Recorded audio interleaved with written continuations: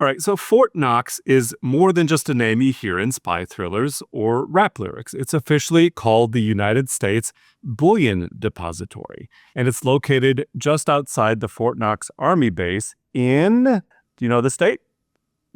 First, I have a question because you said Fort Knox is not just something you hear in rap lyrics. I want you to tell me one rap song by name right now that uses Fort Knox. Come on. Let's see There's how so well many, you, Sean. Yeah. There's Let's see how well you researched. Kentucky, Kentucky, it's right? so prevalent.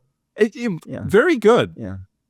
I just thought it was like Washington, D.C. Am I really? So you knew that. Kentucky, yeah. Actually, I'm impressed by that. So it was built in 1936 during the Great Depression. I don't know how I should take that. No, I wonder how many people actually know that it's in Kentucky. It seems weird that it's there, doesn't it? I mean, you would think DC or something like that, but no, I think a lot of people know that. Okay. Well, I'm the dumb one here. Anyway, so it was built in 1936 during the Great Depression, and the depository was designed to safely house the nation's gold reserves.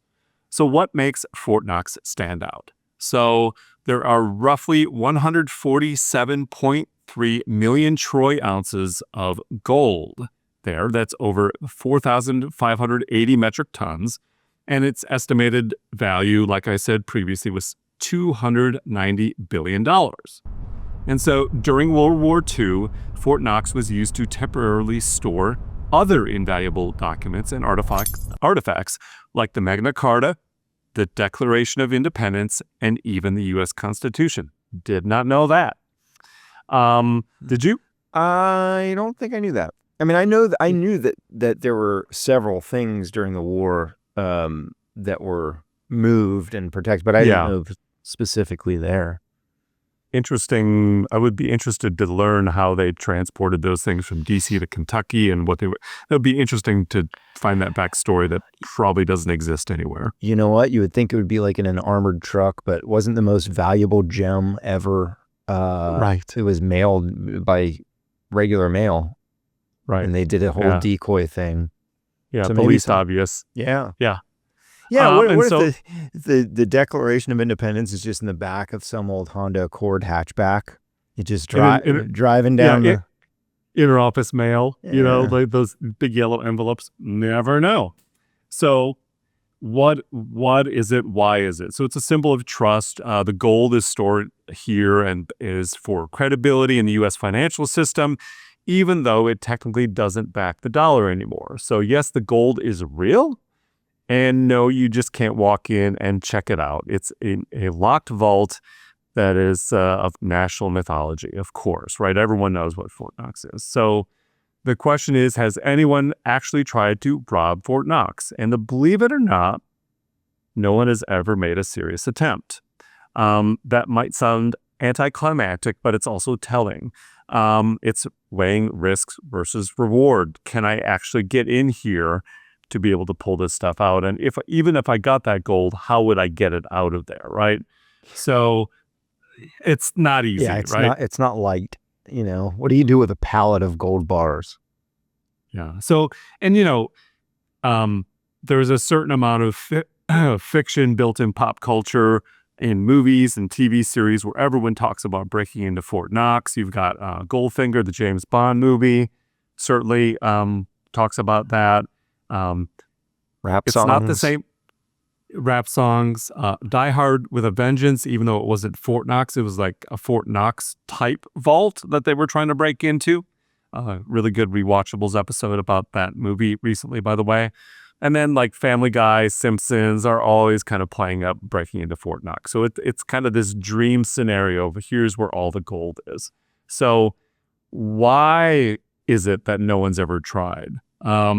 And it's essentially considered uncrackable. So the vault itself has a 22-ton blast-proof door made of reinforced steel and concrete.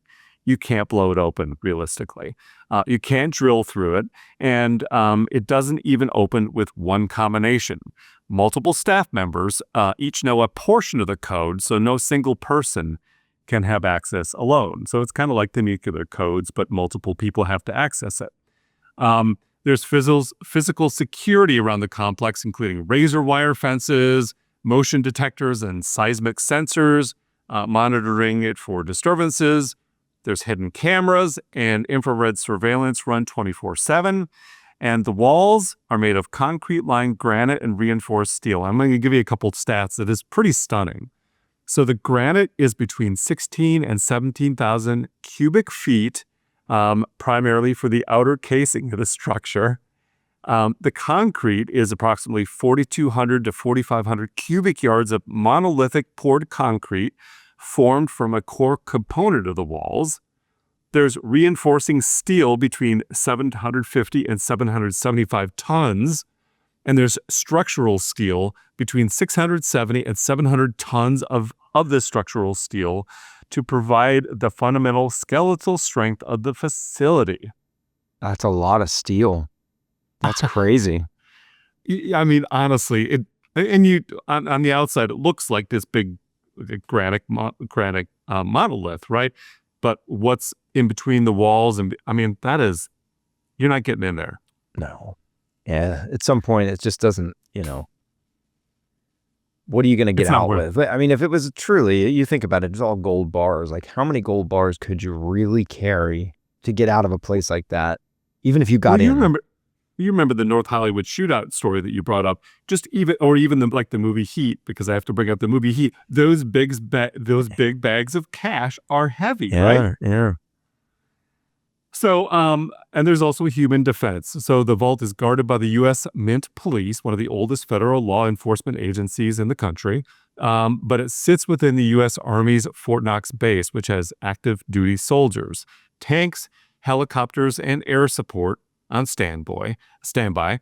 You're not just robbing a vault, you're declaring war on the U.S. military. So, like, if you're going to do it, like, you're showing up with your own tanks, right? Yeah, that's actually, I mean, I don't know if that has, I don't think it would have anything to do with deterring people or even other countries or whatever from trying to break in there. But that's actually a smart, like, not only are you trying to rob from us, but because there's military, it's an act of war.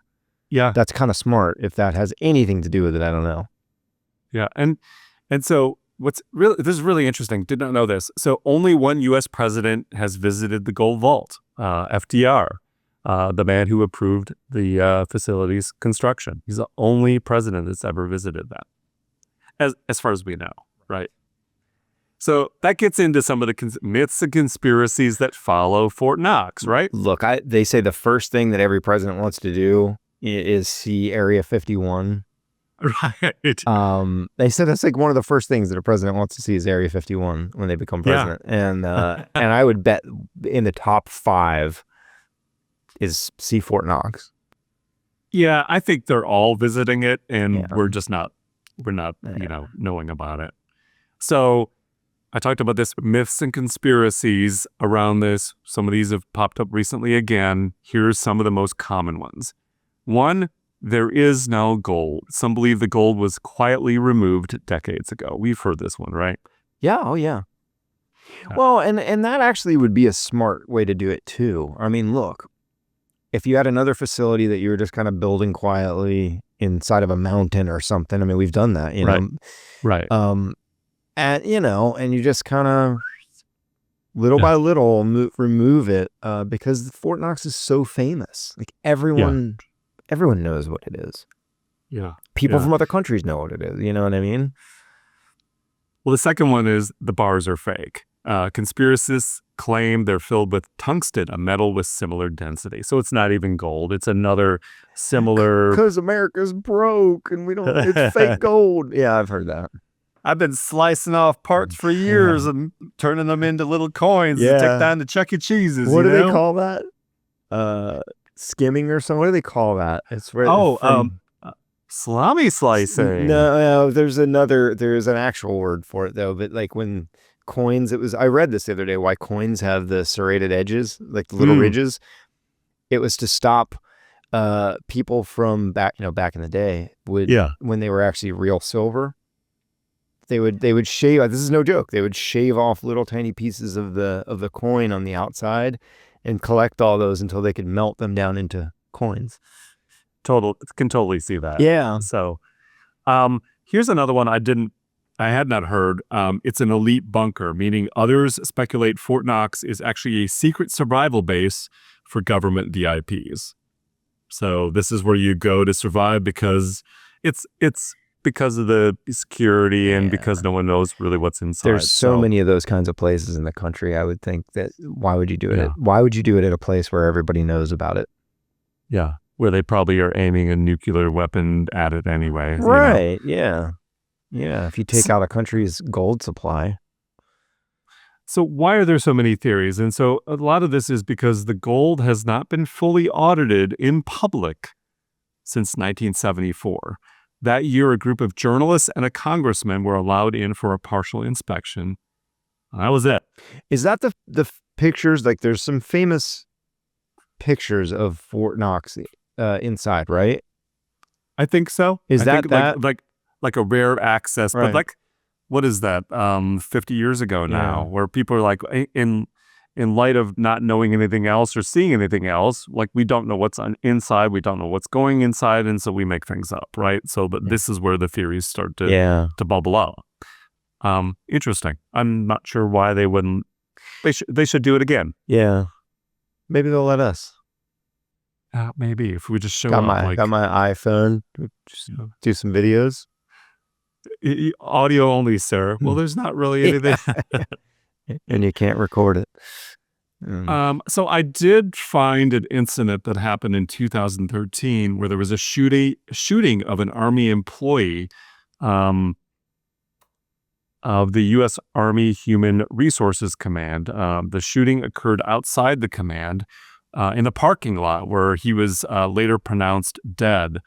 But not much else is discussed about with that incident. It was supposedly like a personal incident where I don't know, the guy got shot in a parking lot. Like that's the closest, and I'm not even saying it's close, but to something happening at Fort Knox and the property. So, yeah. You know, when you think about Fort Knox, though, and this is like the psychological aspect of this, that whether it was intentional or just happened, it's brilliant because it's kind of like the Titanic, right? Part of the selling point of getting these rich people on the Titanic was it's unsinkable. It's luxury and it's this, but it's unsinkable. Nothing insane. You're safe. It's kind of like that with the opposite side of that with Fort Knox. Like, you cannot be broken into. Don't even try. And no one has. Yeah. You know, it's almost like worked like that. But at the same time, it's perfect for a movie plot or a TV series or whatever. Like we imagine what it could be with knowing that it could actually never probably be done in reality, right? And those gold bars are pretty incredible looking. And by the way, in the video version of this that we'll post, I had a little fun this weekend with Google VO3, and I asked it to walk into Fort Knox and into the vault and look at the gold. So I'll post some of the results of what I was able to generate using AI of what it might look like on the inside today. Yeah. All right. We'll see what my handiwork looks like. So it's a fascinating topic. I still think we should open up the vault for like a journalist tour like we talked about. I know President Trump and Elon Musk had talked about trying to go to Fort Knox and see if there's anyone inside. So that was opened up recently as a discussion. Who knows? But I think if there's anyone inside. Yeah, to see if there's any gold inside, if there's anything inside. Oh, to dispel rumors. Or prove it right or wrong. Right. Anyway, that's what I had this week. It's only a couple states over, so. Road trip to Fort Knox next weekend, Sean? Probably not. Okay. I don't need to see a square building from very far away while being watched on hidden cameras. Yeah. Sounds good. Thanks for joining us, everyone. I'm going to wrap it there. I'm Jason Hope. That's Sean Kipe. And this has been How It All Went South.